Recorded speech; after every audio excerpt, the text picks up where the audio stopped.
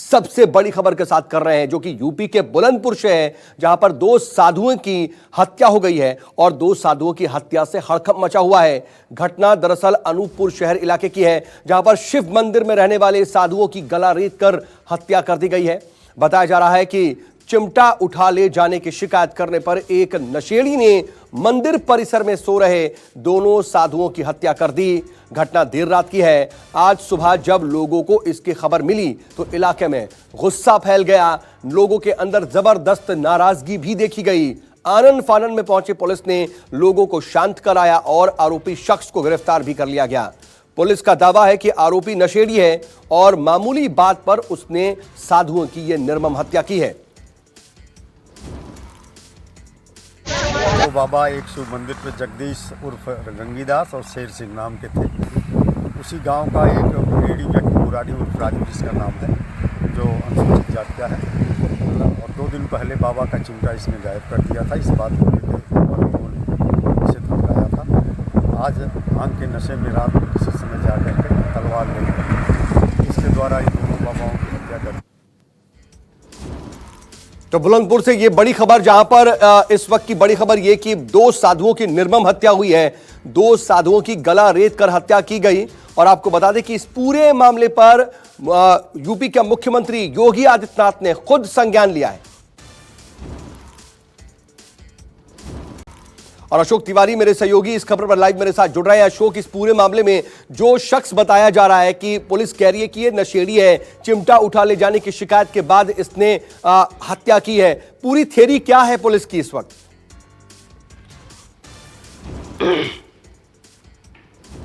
जी अशोक। देखिए, अभी प्राथमिक तौर पर जो जानकारी मिली है उसमें जो बुलंदशहर के एसएसपी हैं उनकी तरफ से जानकारी दी गई है कि जिस मंदिर में ये दोनों पुजारी रहते थे वहां पर उन पुजारी का चिमटा उठा ले गया था एक नशेड़ी व्यक्ति, और इस बात को लेकर दोनों बाबा जिनकी हत्या की गई है उन्होंने नाराजगी जताई थी। और पुलिस की थ्योरी अभी फिलहाल ये कही जा रही है कि उसी व्यक्ति ने इन दोनों बाबाओं की निर्मम हत्या की है। हालांकि अभी उस व्यक्ति को पुलिस की तरफ से गिरफ्तार कर लिया गया है। बताया जा रहा है कि मंदिर परिसर से कुछ दूरी पर वो नशे की हालत में व्यक्ति मिला है और अभी बहुत ज्यादा कुछ बता पाने की स्थिति में नहीं है। तो फिलहाल पुलिस ने उसको गिरफ्तार कर लिया है और जब वो पूरी तरह से बातचीत करने की स्थिति में होगा तब तस्वीर और साफ हो पाएगी। लेकिन स्थानीय लोगों से बातचीत के आधार पर और पुलिस की कल रात से लेकर अभी तक की पूरी जो जांच है उस आधार पर पुलिस का यह दावा है कि इसमें जो नशेड़ी व्यक्ति जिसको गिरफ्तार किया गया है उसी ने दोनों बाबाओं की निर्मम हत्या की है। और दूसरी तरफ लखनऊ में मुख्यमंत्री योगी आदित्यनाथ ने इस घटना का स्वतः संज्ञान लिया है। खुद इस घटना को लेकर मुख्यमंत्री ने बेहद नाराजगी जताई है। जो जिले के जिलाधिकारी और एसएसपी हैं उनको घटनास्थल पर जाने के निर्देश जारी किए गए हैं और यह भी कहा गया है कि इस पूरे मामले में सख्त से सख्त कार्रवाई की जाए।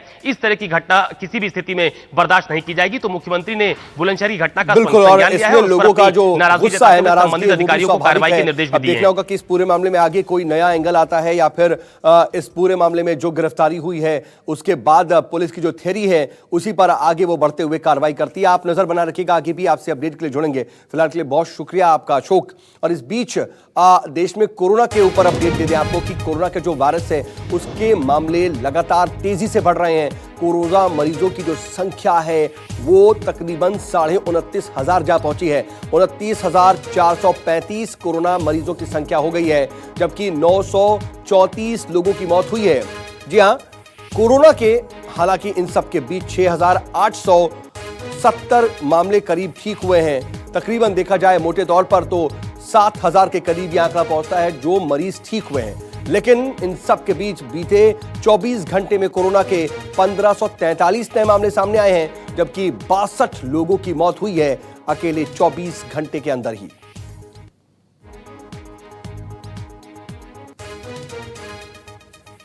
और कोरोना संकट पर इस वक्त कानपुर से बड़ी खबर आपको बता दें कि कानपुर में 3 अलग अलग मदरसों में 40 बच्चे कोरोना पॉजिटिव पाए गए। बताया जा रहा है कि लॉकडाउन के दौरान 3 मदरसों में 90 बच्चे मिले थे जिनकी जांच करवाई गई तो 40 बच्चे कोरोना पॉजिटिव पाए गए। 90 में से 40 बच्चे कोरोना पॉजिटिव निकले हैं। मदरसों की संख्या 90 है और उसमें लगभग 40 बच्चे ऐसे हैं जो बीमार हैं, कोरोना पॉजिटिव है। कुछ उसमें पॉजिटिव है, कुछ सीरियस भी है। तो बीमार आपने पूछे। और अशोक तिवारी मेरे सहयोगी खबर पर ज्यादा जानकारी के साथ लाइव जुड़ रहे हैं। अशोक, इन 40 बच्चों के कोरोना पॉजिटिव निकलने के बाद प्रशासन क्या कह रहा है?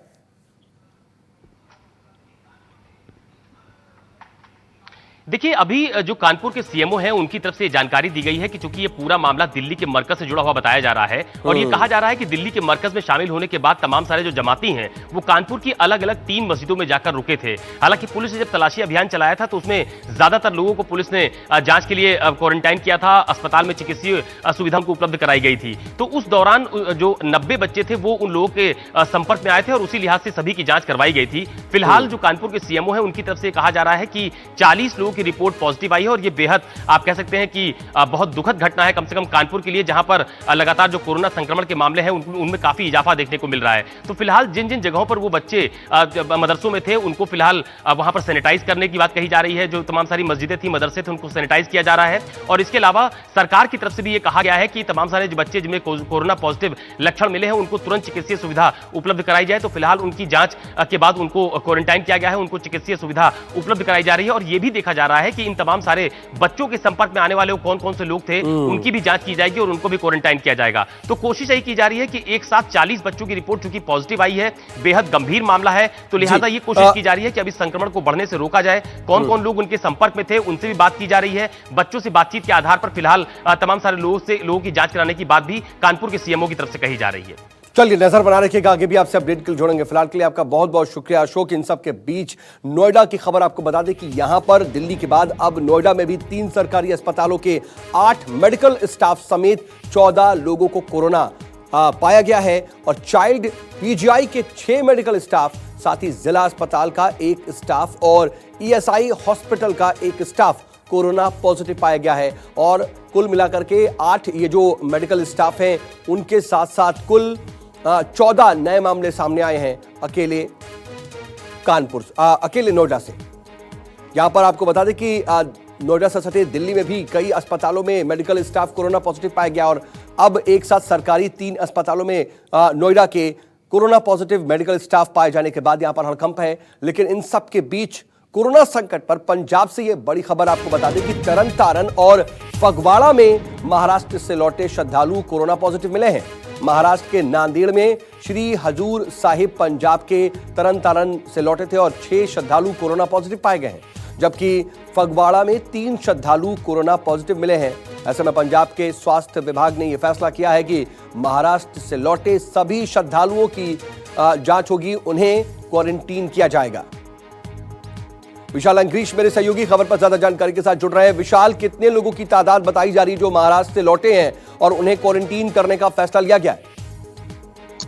सऊद, क्योंकि लगातार ही पहले मैं बता देना चाहता हूं कि कैप्टन अमरिंदर सिंह और केंद्रीय मंत्री हरसिमरत कौर बादल के बीच ट्विटर वार चली थी और इसके बाद जो श्रद्धालु थे वो लगातार ही उनका दबाव भी पंजाब सरकार के ऊपर और केंद्रीय नेतृत्व के ऊपर बना हुआ था कि जो उनको पंजाब लाया जाए, क्योंकि गेहूं का सीजन भी चल रहा है, उन्होंने अपने खेतों में जाके कटाई भी करनी है। तो पंजाब सरकार और श्रोमणी अकाली दल की तरफ से वहां पर जो बसेस का अरेंजमेंट कर दिया गया था और अब धीरे धीरे जो श्रद्धालु थे वो पहुंचना भी शुरू हो गए हैं और 3000 से ऊपर इनकी तादाद बताई जा रही है जो धीरे धीरे पंजाब पहुंचने लगे हैं। तो कल ही हड़कंप मच गया जब तरन तारण में आए हुए श्रद्धालुओं में से 5 और 6 को कोरोना पॉजिटिव मिला और उसके बाद सारे गांव को सील कर दिया गया। और दूसरी घटना जो कपूरथला का फगवाड़ा शहर है, तो फगवाड़ा में भी 3 लोग कोरोना पॉजिटिव पाए गए और इसके बाद सरकार द्वारा निर्णय ले लिया गया कि जो भी श्रद्धालु पंजाब पहुंचेंगे उनको पहले क्वारंटीन किया जाएगा और उसके बाद ही उनको घर जाने की इजाजत दी जाएगी, क्योंकि ऐसा संभव नहीं है कि वो सीधे घर में चले जाएं और घर में यदि कोई कोरोना संक्रमण का केस सामने आता है तो सभी में फैल सकता है। और इसी डर के कारण राज्य सरकार ने एक लेटर भी जारी कर दिया गया है कि हर एक डिप्टी कमिश्नर ये इंश्योर करे कि उनके जिलों में जितने भी ये श्रद्धालु आ रहे हैं उनको पहले तो विशाल, अभी अगर पूरे पंजाब की बात करें तो क्या है कोरोना का अपडेट, कितने मामले हो चुके हैं अब तक और ये जो श्रद्धालु हैं इनकी तादाद कितनी है, कितनी संख्या में ये लोग? सऊद, जो श्रद्धालु हैं वो 3000 से ऊपर श्रद्धालु फंसे हुए थे जो धीरे धीरे पंजाब आना शुरू हो गए। अभी एग्जैक्ट फिगर नहीं पता चल पाई है कि पंजाब में अभी तक कितने पहुंचे हैं और वहीं पर पंजाब में भी लगातार जो आंकड़ा है वो बढ़ता चला जा रहा है और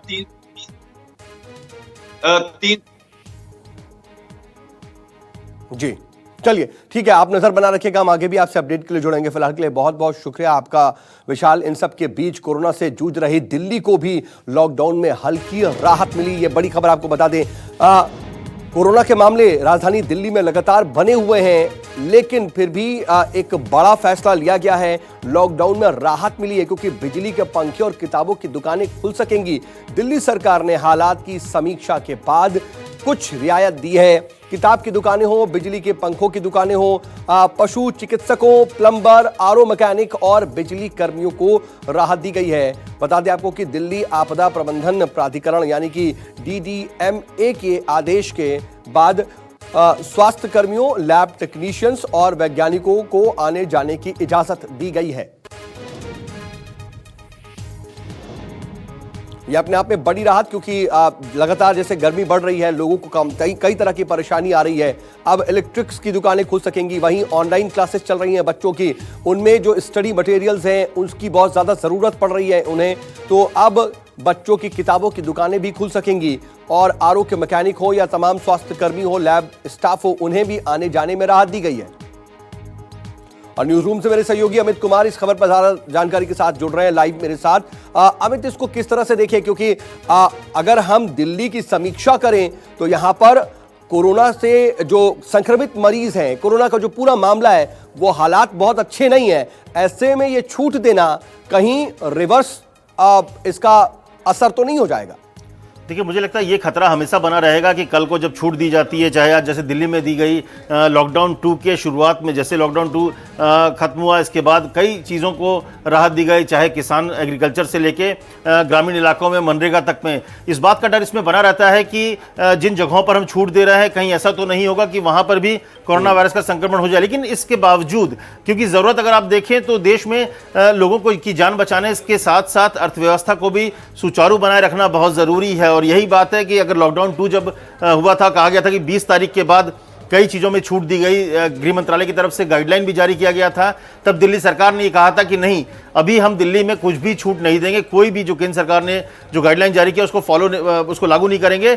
26-27 तारीख के आसपास हम असेसमेंट की बात करेंगे। हालांकि अगर आप देखिए तो पूरे दिल्ली में करीब 99 हॉटस्पॉट आ गए हैं जहां पर कोरोना संक्रमण हुआ है। कोरोना संक्रमण फैल ही रहा है, लेकिन इसके बावजूद कई ऐसे इलाके हैं जहां पर कुछ भी नहीं है, जो कि पूरी तरह से ग्रीन जोन बने हुए हैं। तो उन इलाकों में जो कि ग्रीन जोन है, जहां पर कोई किसी भी तरह के कोरोना संक्रमण का खतरा नहीं है, उन जगहों पर छूट दी गई है, क्योंकि बहुत ज़रूरी भी है, क्योंकि जो छोटे दुकान है, छोटे व्यापारी हैं, जो अपने से काम कर रहे हैं, प्लम्बर और इलेक्ट्रीशियन जैसे लोग, वो घर से बाहर निकल कर काम कर सकेंगे। गर्मी का मौसम है तो थोड़ी सी राहत देने की शुरुआत दिल्ली सरकार ने की है, जो मुझे लगता है एक अच्छा संकेत है। लेकिन हाँ, ये डर हमेशा बना रहेगा कि कहीं ये बाउंस बैक ना करे, इसकी भी चिंता करनी है। तो इसके लिए जिम्मेदारी आम लोगों की है कि जब वो घर से बाहर निकले तो सोशल डिस्टेंसिंग को मेंटेन करें, दूरी बनाए रखें और ज़्यादा से ज़्यादा कोशिश करें घर पर रहें, सिर्फ ज़रूरत पड़ने पर ही घर से बाहर निकले। और लॉकडाउन के बीच महाराष्ट्र में सियासी हलचल भी जारी है। उससे जुड़ी आपको खबर बता दें कि कल सीएम उद्धव ठाकरे और एनसीपी सुप्रीमो शरद पवार के बीच एक अहम बैठक हुई। माना जा रहा है कि दोनों दिग्गजों के बीच उद्धव ठाकरे की विधायकी को लेकर के चर्चा हुई है। आपको बता दें कि सीएम उद्धव ठाकरे को सीएम बने रहने के लिए 5 महीने पूरे हो चुके हैं, लेकिन अभी तक वो किसी भी सदन के सदस्य नहीं है। बात करें महाराष्ट्र की तो उद्धव ठाकरे सरकार को 28 मई को यहां पर 6 महीने पूरे हो रहे हैं। नियम यह है कि 6 महीने के भीतर जो भी कोई मंत्री या फिर मुख्यमंत्री बनता है उसे विधानसभा या फिर विधान परिषद का सदस्य बनना अनिवार्य है। फिलहाल महाराष्ट्र की बात करें तो देश और राज्य में कोरोना का संकट है। इस संकट के चलते महाराष्ट्र में जो 9 सीटों के लिए चुनाव होने थे विधान परिषद के, उसे टाल दिया गया है। तो लिहाजा अब उद्धव ठाकरे को महाराष्ट्र के विधान परिषद का सदस्य बनना काफी जरूरी है। यहाँ पर मंत्रिमंडल ने प्रस्ताव बनाकर राज्यपाल के पास भेजा है, लेकिन राज्यपाल कोई फैसला नहीं ले रहे हैं। लिहाजा शिवसेना के प्रवक्ता और सामना के संपादक संजय राउत ने पिछले दिनों राजभवन पे करारा हमला किया था। खबर जो मिली है, कल देर रात महाराष्ट्र के मुख्यमंत्री उद्धव ठाकरे और एनसीपी सुप्रीमो शरद पवार के बीच एक लंबी बैठक हुई है। इस बैठक में कोरोना के संकट के बारे में भी बात हुई और इसके अलावा 28 मई तक अगर उद्धव ठाकरे की विधायकी पर राज्यपाल फैसला नहीं लेते तो आगे जो भी स्थिति होगी, जो भी पॉलिटिकल कंडीशन होगी, उससे कैसे निपटा जाए, क्या किया जाए, आगे की रणनीति क्या होगी, इसके बारे में एक लंबी बैठक दोनों बड़े नेताओं के बीच हुई है। कैमरामैन अंचल सिंह के साथ विनोद जगदाले, न्यूज़ 24 ठाणे। और यूपी के अलीगढ़ से खबर, जहां पर पुलिस ने लोगों को लॉकडाउन के बारे में समझाने के लिए अनोखी तरकीब निकाली है और एक शख्स दरअसल यहां पर यमराज का गेटअप बनाकर सड़कों पर निकला और लोगों को कोरोना महामारी की गंभीरता के बारे में बताया। ये तस्वीरें यूपी के अलीगढ़ की हैं। यमराज बने इस शख्स ने लोगों को लॉकडाउन का पालन करने के लिए नसीहत भी दी। मुंह पर मास्क का प्रयोग करें, सैनिटाइजर का प्रयोग करें, कोई भी अनावश्यक रूप से घर से बाहर ना निकले। जो भी घर से बाहर निकलेगा उसके खिलाफ सख्त से सख्त कार्रवाई की जाएगी और कोरोना रूपी राक्षस उसको पकड़ कर ले जाएगा। उसके बाद मैं अपने साथ उसे ले जाऊंगा। मजिस्ट्रेट हो आप? ये सुनो, फर्जी मत दिखाओ। ये सभी पृथ्वीवासियों से अनुरोध है। यूनिट का नाम है पुलिस आपदा प्रबंधन यूनिट। टीम ने एक नाटक मंचन के रूप में एक यहाँ पब्लिक को समझाने का कार्य किया है, जिसमें कि मैं यमराज, मेरे साथी चित्रगुप्त, कोरोना रूपी राक्षस, दरोगा जी और आपका डॉक्टर साहब, सफाई कर्मी, सभी पूरी टीम को साथ में लेकर के जनता को जागरूक कर रहे हैं और समझा रहे हैं कि कोई भी बिना अनावश्यक रूप से घर से बाहर ना निकले। नमस्कार, न्यूज़ 24 देख रहे हैं आप। मैं हूं आपके साथ पूजा और शुरुआत करेंगे इस वक्त की बड़ी खबर के साथ। भारतीय बैंकों ने पीएनबी घोटाले के आरोपी फरार हीरा व्यापारी मेहुल चौकसी समेत 50 टॉप विलफुल डिफॉल्टर्स के 68,607 करोड़ रुपए के लोन को बट्टा खाते में डाल दिया है। आरबीआई ने एक आरटीआई के जवाब में यह जानकारी दी है। आरटीआई कार्यकर्ता साकेत गोखले ने आरबीआई से 50 टॉप विलफुल डिफॉल्टर्स और 16 फरवरी तक उनके वर्तमान लोन की स्थिति का विवरण मांगा था। शून्य शीर्ष विलफुल डिफॉल्टर्स की सूची में मेहुल चौकसी की भ्रष्टाचार में फंसी कंपनी गीतांजलि जेम्स लिमिटेड शीर्ष पर है, जिसके ऊपर 5,492 करोड़ रुपए की देनदारी है। इसके अतिरिक्त समूह की अन्य कंपनियां गिली इंडिया लिमिटेड और नक्षत्र ब्रांड्स लिमिटेड भी शामिल हैं।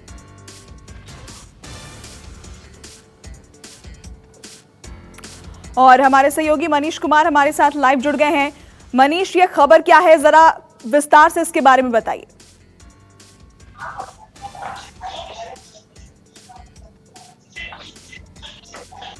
मनीष, आपको हमारी आवाज मिल रही है? जी, अपना सवाल दोहराएंगे। संपर्क करने की हम कोशिश करेंगे। मनीष हमारे साथ दोबारा से जुड़ गए हैं। मनीष, ये खबर क्या है, सबसे पहले जरा विस्तार में दर्शकों को समझाइए। देखिए, सूचना के अधिकार के तहत ये जानकारी मिली है कि आरबीआई ने करीब 68,000 करोड़ रुपए जो कर्ज बैंकों ने दिए थे, उस रकम को बट्टे खाते में डाल दिया। बट्टे खाते में डालने का ये मतलब है कि ये कर्ज जो है फिलहाल इसकी रिकवरी होने की कोई सूरत नजर नहीं आ रही। ज्यादातर जो ये जिन लोगों ने कर्ज लिया है उसमें मेहुल चौकसी, जो कि आपको पता है कि भगोड़ा हीरा व्यापारी है, और साथ साथ कई सारे हीरा व्यापारी हैं। बट्टे खाते में डालने का मतलब ये है कि इसकी बैंक इसकी रिकवरी करते रहेंगे, लेकिन फिलहाल इन्होंने इसको बट्टे खाते में डाल दिया है। ये रिफ्लेक्ट नहीं होगा। प्रोविजन करके जो मुनाफा होता है बैंकों का, उसको मुनाफे को अपने मुनाफे को हटाकर वो लोग उसको प्रोविजन में डाल देते हैं, और इसके बाद जो है अपने बैलेंस शीट को साफ सुथरा दिखाने के लिए